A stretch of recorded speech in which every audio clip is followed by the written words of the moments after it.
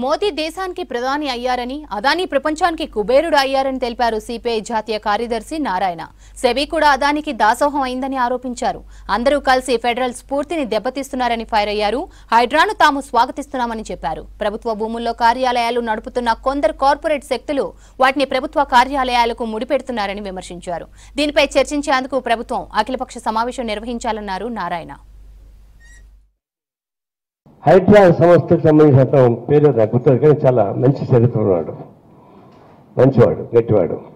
అంటే గట్టివాడు అంటే గవర్నమెంట్ గట్టిగా వాళ్ళు గట్టిగా ఉంటారు. రేపు గవర్నమెంట్ లూజ్ అయితే అతను కూడా ఏం చేయగలదు. ఎందుకంటే ఇప్పుడు చేసిన నెలలో కొన్ని కబ్జాలని కోల్పోతున్న మాట వాస్తవం. ఇదే సందర్భంలో పేదవాళ్ళు కొంతమంది భయపడుతున్నారు, మామూలుగా వాళ్ళు కోల్పోతున్నామని. పేదవాళ్ళు ఎక్కువ నుంచి పేదవాళ్ళు చెరువులు ఇప్పుడు కట్టుకోలే, రియల్ ఎస్టేట్ వాళ్ళు దాని ప్లాట్లు వేసి అమ్మితే కొనుక్కున్నారు. ఇప్పుడు వాళ్ళు కూడబడితే సాధ్యం కాదు. మధ్య తరగతి కింద ప్రజానికం ఎక్కడ ఉంటే వాళ్ళకు ప్రత్యామ్నాయ సౌకర్యం కల్పించడం, లేకపోతే రెగ్యులర్ చేసేటువంటి పద్ధతి చేయడం చేయాలి. అదే వ్యాపారం చేసేటువంటి కమర్షియల్ కాంప్లెక్స్ ఉన్నాయి, వాటిపై చర్య తీసుకోవాల్సింది. ఇప్పుడు రేవంత్ రెడ్డి పులి మీద సవారు చేస్తున్నాడు. పులి మీద సవారు చేస్తే మధ్య దిగేస్తే పులి తినేస్తుంది, దిగకూడదు. ఆ సవారి కంటిన్యూ అయితే జనంలో తీసుకెళ్తుంది. అప్పుడు జనం సపోర్ట్ మోడీ రేవంత్ రెడ్డికి వస్తుంది. భయపడి దిగారనుకో ఈ ల్యాండ్ తినేస్తారు. అది కంటిన్యూగా మేము కోరుతున్నాం. మోడీ గ్యారెంటీ అని చెప్పేసి ప్రచారం చేసిన వాడు చివరికి వచ్చేకాడికి గతంలో 303 సీట్లు బీజేపీ ఉంటే 240కి చేరాడు, తగ్గిపోయినాయి.